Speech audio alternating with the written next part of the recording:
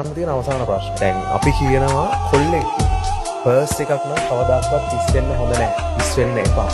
එහෙම හිස් නොවෙන්න නම් මොනවද කරන්න ඕන? එහෙම හිස් නොවෙන්න නම් කොල්ලෙක් අවබෝධ කරගන්න ඕනේ තමන් කොල්ලෙක් කියලා. ඒක තමයි ප්‍රධාන වශයෙන් වෙන්න ඕනේ. කොල්ලෙක් අවබෝධ කරගන්න ඕනේ තමන්ට මෙතන සමාජයේ තියෙන වගකීම්. කොල්ලෙක් අවබෝධ කරගන්න ඕනේ තමන්ගේ ජීවිතය කියන්නේ ලව් එකක් සෙට් කරගන්න එක, ඊට පස්සේ ගංජා කට්ටයක් ගන්න එක, අවතර පොඩ්ඩක් රවුම් ගන්න එක නෙමෙයි කියලා. කොල්ලෙක් අවබෝධ කරගත්තම තමන් කොල්ලෙක්. මං දැන් මිනිහෙක් වෙන්න ඕනේ. මං කවදාරි තාත්තා කෙනෙක් වෙන්න ඕනේ. කොල්ලෙක් තමන්ගේ වගකීම අවබෝධ කරගන්න දවසට කොල්ලගේ සාප්පුව හිස් වෙන්නේ නැහැ. තමන්ගේ වගකීම අවබෝධ කරගන්න නැතුව කොච්චර ඇඬුවත් වැළපුණත් WhatsApp එකේ ස්ටේටස් දැම්මත් හරියන්නේ සාප්පුව හිස් තමයි.